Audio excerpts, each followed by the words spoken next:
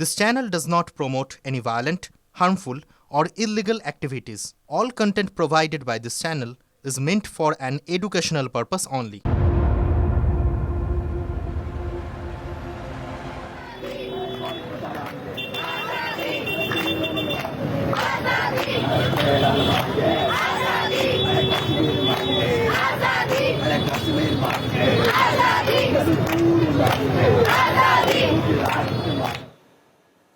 নমস্কার, আমি মঞ্জিরা। শুরু করছি আজকের টিভি9 স্পেশাল। প্রতিবাদের মিছিলের উদ্দেশ্য তিলোত্তমা ধর্ষণ খুনের সুবিচার, আর সেখানেই কিনা উঠলো বিচ্ছিন্নতাবাদী এই স্লোগান, যেটা শোনালাম আপনাদের। জি কর কাণ্ডে প্রতিবাদ চলাকালীন ভাইরাল হওয়া এই ভিডিও ঘিরে বিতর্কের এখন সুনামি। আজাদের স্লোগানে নতুন ঝড়। 9 আগস্ট থেকে বাংলার রাজপথ থেকে গলিপথ জাস্টিস ফর জি কর স্লোগানে আলোড়িত হয়েছে। তিলোত্তমার জন্য বিচার, ধর্ষকের শাস্তির দাবি, প্রতিবাদে এমন বহু স্লোগান উঠে এসেছে, আমরা শুনেছি। তা বলে কাশ্মীর মাঙ্গে আজাদি,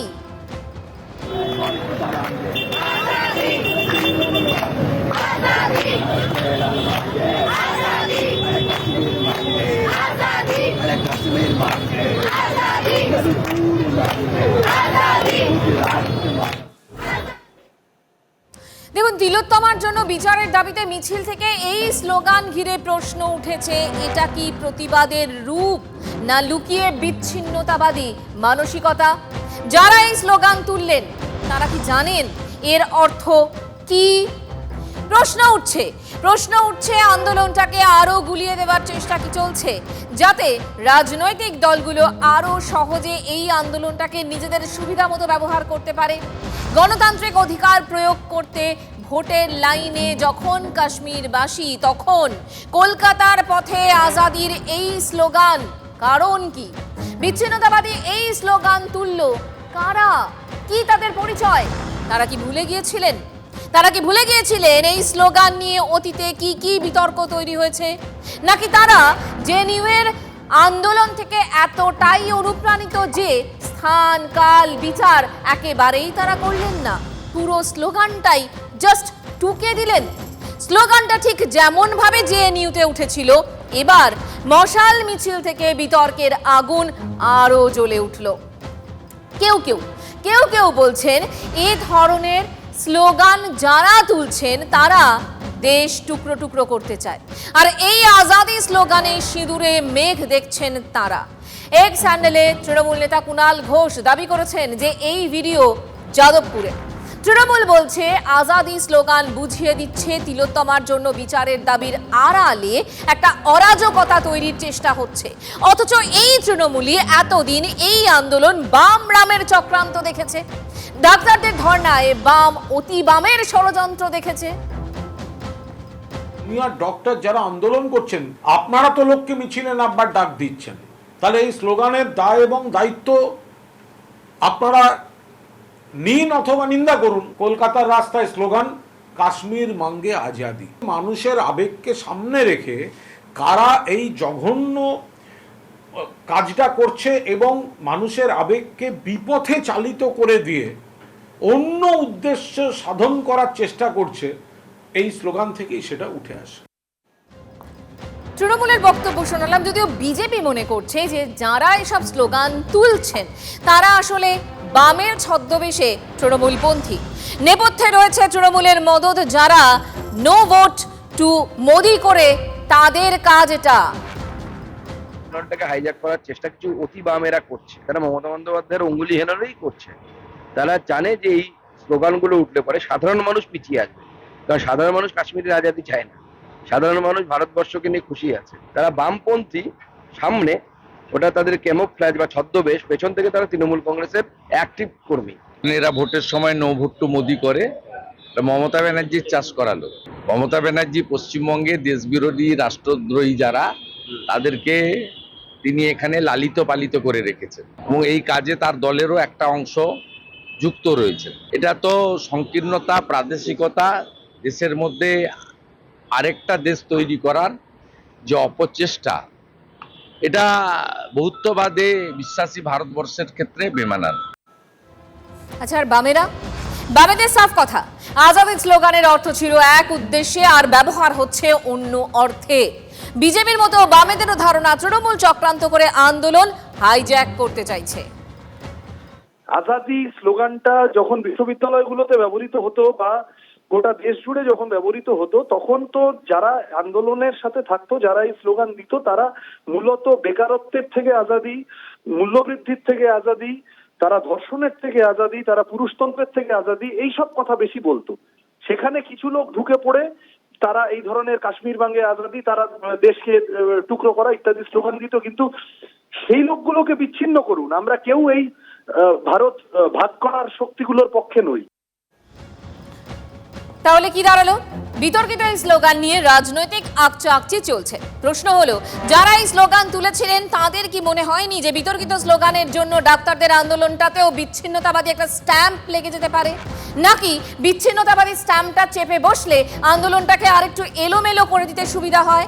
রাজ্যের শাসক দল স্লোগান বিতর্কে কাঠগড়ায় তুলেছে বিজেপি সিপিএমকে। সিপিএম আবার বলছে এই ধরনের স্লোগান তাদের লাইনই নয়, রাজনীতি চলছে। কিন্তু এই স্লোগানে কার লাভ বলুন তো, কার বিপদ? দুর্গাপুজোর সময় মানুষ কতটা উৎসবে মাতবেন, কতটা আন্দোলনে থাকবেন, এই নিয়ে যে দরকারি আলোচনাগুলো, সেই আলোচনা থেকে কিন্তু কাশ্মীর সংক্রান্ত প্রসঙ্গ এসে গেলে আমরা সম্পূর্ণভাবে মূল যে আন্দোলনের ধারা তার থেকে বিচ্ছিন্ন হয়ে যাওয়াটাই স্বাভাবিক। বছর 8 আগের কথা, তখনও উঠেছিল এই আজাদির স্লোগান। তৎকালীন বাম ছাত্রনেতা কানহাইয়া কুমার তার সুরে সুর মিলিয়ে গলা ফাটিয়ে স্লোগান তুলেছিলেন আজাদি। ছাত্র সমাজের একটা অংশের কাছে সেই স্লোগান তখন মুখে মুখে ফিরছে। কেন আজাদির স্লোগান, তার ব্যাখ্যাও দিয়েছিলেন কানহাইয়া। বলেছিলেন, দেশ থেকে আজাদি নয়, বরং দেশের মধ্যে থেকে গরিবি, অপুষ্টি, পিতৃতন্ত্র থেকে মুক্তির কথা তারা বলতে চেয়েছেন। জেএনইউয়ের প্রাক্তন ছাত্রনেতা এবং বর্তমানে কংগ্রেস নেতা কানহাইয়া কুমারের আজাদির ডাক এতটাই জনপ্রিয় হয়েছিল যে তা পরে উঠে আসে গলি বয় সেই সিনেমার অংশ হিসেবেও। আজাদির সেই স্লোগানকে র্যাপে মিলিয়েছিলেন ডাব শর্মা। কানহাইয়া কুমারকে আটক করা নিয়ে যখন দেশ উত্তাল, সেই সময়ই মুক্তি পেয়েছিল এই ডাব শর্মার আজাদি। কানহাইয়ার মুখের স্লোগান দিয়েই শুরু হয় সেটি, আর তারপরে তার সঙ্গে মিশে যায় র্যাপ। 2016-তে সেই গানই নতুন করে উপস্থাপিত হয় গলি বয়ে। নাগরিকত্ব আইন বিরোধী আন্দোলনে সেই আজাদির স্লোগান ছড়িয়ে পড়ে সারা দেশে। বিহারের পূর্ণিয়ায় কানহাইয়ার সভা থেকে দিল্লির ক্যাম্পাস বা কেরলের পালাক্কাড়, সর্বত্র প্রতিরোধের এই একটাই সুর শোনা যাচ্ছিল তখন। কানহাইয়ার মুখ থেকে যে স্লোগান এত মুখে মুখে ফিরছে, সেই স্লোগান প্রথম কার মুখ থেকে বেরিয়েছিল জানেন? এখানেই সবার আগে উঠে আসে কমলা ভাসিনের নাম। এখানে প্রশ্ন আসাটা স্বাভাবিক যে কমলা কবে থেকে এই আজাদির স্লোগান দেওয়া শুরু করেন। কারো কারো মতে এই স্লোগান ছাড়া আজ দেশের শুধু ছাত্র আন্দোলনই নয়, কোনো আন্দোলনই যেন সম্ভব নয়। বছর কয়েক আগে একটি সাক্ষাৎকারে কমলা ভাসিন বলেছিলেন তিনি প্রথমবার এই আজাদির স্লোগান শোনেন গত শতাব্দীর 8-এর দশকে। তখন পাকিস্তানের প্রধানমন্ত্রী জিয়াউল হক। জিয়াউল সরকারের বিরুদ্ধে সোচ্চার হতে কিন্তু কোনো রাজনৈতিক দলকে দেখা যায়নি। প্রথমে মহিলা সমাজকর্মীরাই তার সরকারের বিরুদ্ধে পথে নামেন। পাক ওই মহিলারা স্লোগান দিচ্ছিলেন, औरत का नारा आजादी, बच्चों का नारा आजादी, हम लेंगे लाएंगे आजादी है प्यारा नारा आजादी। আর সেই সময় লাহোরে হাজির ছিলেন কমলা। এই স্লোগান তার মনেও গেঁথে যায়। কমলার হৃদয় ছুঁয়ে যাওয়া এই স্লোগান প্রথমবার কোথায় ব্যবহার হলো? এখানেও বঙ্গযোগ। দেখাবো আপনাদের, বিগওয়ালে দেখাই। 1991 যাদবপুরে উইমেন স্টাডিজের কনফারেন্সে আজাদি স্লোগান প্রথম শোনা যায় এবং তারপর ড্রামের সঙ্গে কমলা ভাসিনের মুখে আজাদি স্লোগানে গলা মেলায় কমলার 5 বছরের মেয়েও। কমলার কথায় ঘর ভর্তি মহিলাদের সামনে এই স্লোগান সবাইকে মিলিয়ে দেয়। কমলা ভাসিন শুধুই তো মহিলাদের নিয়ে কাজ করেননি, তাদের আজাদির কথাই বলেননি, বরং রাষ্ট্রপুঞ্জের চাকরি ছেড়ে দিয়ে গত শতাব্দীর 7-এর দশক থেকে নিজের সংগঠন বানিয়ে জড়িয়ে পড়েন সমাজ সেবায়। কৃষকের জন্যই হোক অথবা শ্রমিকের, নারীরই হোক অথবা শিশুর, আদিবাসীর হোক অথবা দলিতের, কমলা ওয়াসিনের কণ্ঠ চিরে আকাশ বাতাস মুখরিত হয়েছে এই আজাদির স্লোগানে। আর এবার সেই স্লোগানের সঙ্গে জুড়ে গেল কাশ্মীর মাঙ্গে আজাদি। ডাক্তারদের আন্দোলনে কেন এই স্লোগান, তা নিয়ে প্রশ্ন তো উঠছে। এই বিতর্কের আবহে কি বলছেন আন্দোলনকারী চিকিৎসকরা, শুনুন তাদের বক্তব্য। বিভিন্ন রাজনৈতিক দল চেষ্টা করছে যে আমাদের থ্রু দিয়ে তাদের পলিটিক্যাল গোলগুলোকে পুশ করে, বা সেটার জন্য যদি কেউ এটা বলে থাকে সেটার দায় আমরা একেবারেই নিতে পারবো না। আমাদের সাথে এটার কোনো রিলেশন নেই। কাশ্মীর বঙ্গে সামথিং, এটার সঙ্গে আমাদের কোনো সম্পর্ক নেই। আর কে কি কমেন্ট করছে সেটার দায় কেবলমাত্র সেই ইন্ডিভিজুয়াল পার্সনের। বেকারত্ব থেকে আজাদির স্লোগান দিয়েছিলেন কমলা ওয়ানিস। এর এই স্লোগান জেএনইউ থেকে কলকাতায় জুনিয়র ডাক্তারদের আন্দোলনে এই ধরনের স্লোগানের জন্য কি আন্দোলন খেই হারিয়ে ফেলবে, বিরূপ প্রতিক্রিয়া তৈরি করবে, কি বলছেন রাজনৈতিক বিশ্লেষকরা। একটি দল বা কোনো একটি সংগঠন বা কোনো মানুষ ব্যক্তিগতভাবে যদি এই ধরনের স্লোগান দেন, তাহলে মুশকিলটা হচ্ছে মূল যে আন্দোলনটি, সেই আন্দোলন থেকে দৃষ্টিটা অন্যদিকে চলে যায় এবং আলোচনাটা যেদিকে চলে যায় তাতে আন্দোলনের মূল স্রোতটা ব্যাহত হয়। ফলে এই ধরনের স্লোগানকে এক কথায় এড়িয়ে যাওয়াই ভালো। স্লোগানে শুধু বিতর্ক নয়, জল ঘোলা শির দ্বারা নিয়েও তো আছে। এই ছিল আবার এই উধাও। বেলেঘাটা গান্ধীমাঠ ফ্রেন্ডস সার্কেলের পুজো মণ্ডপে রাখা হয়েছিল শিরদাঁড়া। বেলেঘাটার পুজোর থিম থেকে আচমকাই সেই শিরদাঁড়া উধাও হয়ে গেল। হঠাৎ থিম বদলের নেপথ্যে কি রাজনৈতিক চাপ? পুজো উদ্যোক্তারা বলছেন কিছু বিতর্কের কারণে আর তারা শিরদাঁড়া রাখেননি। তা সেই শিরদাঁড়া পাওয়া গেল কোথায়? না, মণ্ডপের থেকে ত্রিসীমানার বাইরে। মানে এক্ষেত্রে আবার নতুন বিতর্ক, শিরদাঁড়া বিতর্ক। থিমের ভাবনা হিসেবে এই তৈরি হয়েছিল বিশাল এক শিরদাঁড়া। ঠিক ছিল মণ্ডপে জায়গা পাবে প্রতীকী মেরুদণ্ড। আরজিকর আন্দোলনের শিরদাঁড়া নিয়েই তো লালবাজারে পৌঁছে গিয়েছিলেন জুনিয়র চিকিৎসকরা। তাই পুজোর থিমে শিরদাঁড়ার ব্যবহার নিয়েও বিস্তর আলোচনা হলো, বিতর্ক হলো। কিন্তু হঠাৎ করে বেলেঘাটার পুজোর থিমে কাটছাট, মণ্ডপ থেকে শিরদাঁড়া বাদ। কার শিরদাঁড়া বাঁকা হলো যে পুজো কমিটি সরিয়ে নিতে বাধ্য হলো এই শিরদাঁড়া? উদ্যোক্তাদের কি বক্তব্য শুনুন। শিরদাঁড়া তো ব্যথা হওয়ার জায়গা নেই, কারণ আমাদের থিমটা হচ্ছে বাবারা এমনই নিঃশব্দ। বাবাদের শিরদাঁড়া সবসময় সোজাই থাকে, শিরদাঁড়া বেঁকবে না। শিরদাঁড়া যদি বেঁকে যায় তাহলে বাবারা পরিবারকে দেখবেন কি করে? শিরদাঁড়ার জায়গাতেই আছে। শিরদাঁড়া না থাকলে আমরা ফেব্রুয়ারি মাস থেকে আমরা পরিকল্পনা করেছি এই থিমটার জন্য। এবার আমরাও সবাইকে বলছি আপনারা আসুন, হয়তো কিছু নতুনত্ব দেখতে পারবেন। বাবারা কিভাবে নিজেদের স্যাক্রিফাইস করে একটা সংসারকে দাঁড় করাচ্ছে, সেটার উপরেই আমাদের থিমটা। থিম আর্টিস্ট মনে করছেন যে থিমে শিরদাঁড়াটা হয়তো দেওয়া যাবে না, তাই জন্য উনি অন্য কিছু চিন্তা ভাবনা করছেন। তাহলে কি কোনো রকম চাপ বা প্রেশার কিছুই নেই? চাপ বা প্রেশার পুজো কমিটির কোনো চাপ প্রেশার থাকতে পারে? পুজো কমিটির কেন কোনো চাপ বা প্রেশার থাকবে? কিসের চাপ ভাবছেন আপনারা? কোনো চাপ নেই। তিলোত্তমা ধর্ষণ খুনের বিচার চেয়ে জুনিয়র চিকিৎসকদের আন্দোলন এবং আন্দোলনকারীরা কলকাতা পুলিশের সদর দফতরে গিয়ে সদ্য প্রাক্তন পুলিশ কমিশনার বিনীত গোয়েলকে প্রতীকী শিরদাঁড়া দিয়ে এসেছিলেন। সেই নিয়ে চর্চার আবহে আচমকা উধাও হয়ে গেল বেলেঘাটার পুজোর মণ্ডপের শিরদাঁড়া।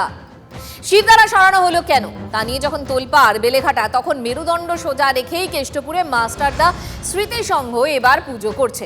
পুজোর থিম অবশ্য সভ্যতার রক্ষা কবচ। তবে মূল মণ্ডপের ভিতরে মাতৃমূর্তির উপরের সিলিংয়ে শোভা পাচ্ছে কি আবারও সেই মেরুদণ্ডের প্রতিকৃতি। আয়োজকরা বলছেন পুঁথিগত বিদ্যা মানুষকে মেরুদণ্ড সোজা রাখতে ভূমিকা পালন করে, আর বই ছাড়া সভ্যতা যেমন সম্ভব নয় তার জন্য রাখা হয়েছে এই শিরদাঁড়া। কোনো অদৃশ্য শক্তির কাছে মাথা নত নয়, বুঝিয়ে দিয়েছে এই পুজো কমিটি। একটা মেরুদণ্ডকে আমরা রাখা হয়েছে, দেখতেই পাচ্ছেন যে অক্ষর খচিত মেরুদণ্ড রয়েছে, একেবারে অক্ষর খচিত, স্বরবর্ণ ব্যঞ্জন বর্ণ দিয়ে। কাজে এখানে অন্য কোনো বার্তা নয়, বার্তা একটাই, শিক্ষাটাকে সমাজের মেরুদণ্ড মন পর্যন্ত মজ্জায় পৌঁছানো উচিত। অ্যাকচুয়ালি আমাদের থিমের সঙ্গে শিরদাঁড়ার কোনো সম্পর্ক নেই। আমাদের থিমের নাম হচ্ছে সভ্যতার রক্ষা কবচ। এটা আমাদের দীর্ঘদিনের পরিকল্পনা ছিল। এটার সঙ্গে জড়িত আছে শিরদাঁড়া। শিরদাঁড়া হচ্ছে যে আমাদের শিক্ষার জাতির মেরুদণ্ড। আমরাও কোনো রকমের বিতর্কের মধ্যে নেইও, আমরা এর মধ্যে জড়িতও না। অর্থাৎ কি দাঁড়ালো? চিকিৎসকদের কর্মসূচিতে যদি আজাদি স্লোগান ওঠে তাহলে কি হতে পারে? প্রথমত সামগ্রিকভাবে আন্দোলনটাকে আরো গুলিয়ে দেওয়ার চেষ্টা হতে পারে, আর দ্বিতীয়ত রাজনীতি আরো সহজে এই আন্দোলনটাকে নিজের সুবিধা মতো ব্যবহার করতে পারে। চিকিৎসকদের এটুকু অন্তত বোঝা উচিত ছিল। পাশাপাশি বেহাল স্বাস্থ্য পরিকাঠামো, হাসপাতাল নিরাপত্তার মতো জরুরি কিছু বিষয়ে সরকারের নজর দেওয়া খুবই প্রয়োজন। ঠিক তেমনি গরিব গুরব মানুষগুলো চিকিৎসা পরিষেবা পাবে না, সেটাও সমর্থন করা যায় না। এই পরিস্থিতির বদল আদৌ কি হবে? এই প্রশ্ন নিয়েই শেষ করলাম আজকের স্পেশাল। দেখা হবে আগামীকাল।